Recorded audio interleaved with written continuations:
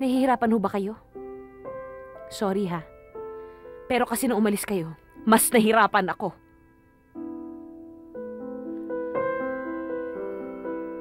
Hanggang kailan mo sa amin isusumbat yan?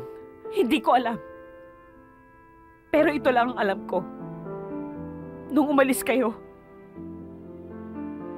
wala ako ibang ginawa kundi ang hintayin ang pagbabalik ninyo.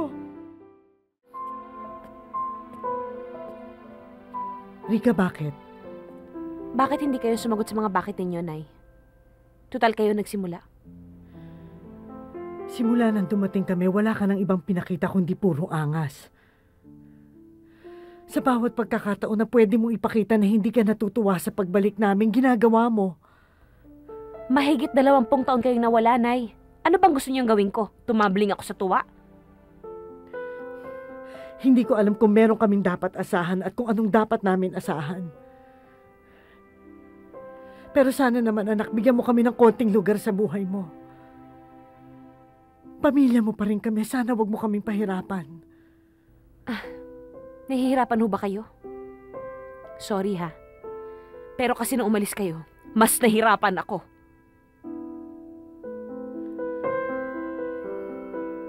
Hanggang kailan mo sa amin isusumbat yan? Hindi ko alam. Pero ito lang ang alam ko. Nung umalis kayo, wala ako ibang ginawa kundi ang hintayin ang pagbabalik ninyo. Hanggang sa nasanay na lang ako wala na kayo sa tabi ko. Bakit, Nay? Sino bang anak ang ginustong wala siyang nanay at tatay? Sino bang anak ang ginustong siya ang tumayong nanay at tatay ng kapatid niya? Hindi namin kayo pinabayaan. Sa maraming bagay, hindi. Pero sa isang bagay, oo. Sa tuwing natawag kayo, isa lang ang naririnig ko sa inyo. Huwag mo papabayaan si Cecil. Alagaan mo mabuti yung kapatid mo, ha? Naisip niyo ba akong tanungin? O ako?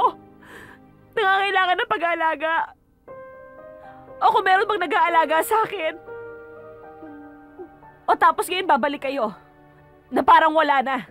Okay na uli, game na, kami na uli ang magulang ninyo.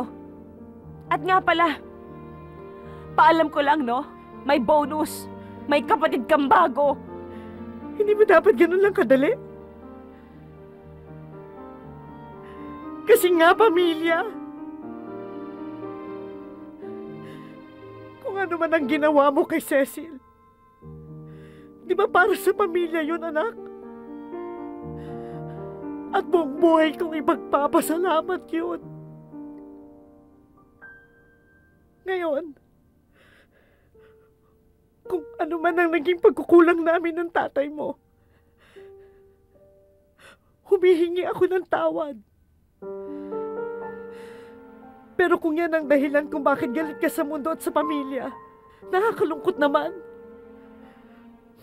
Kasi kami pa ngayon ang dahilan kung bakit ka nagkakaganyan. Nakakalungkot talaga, Nay.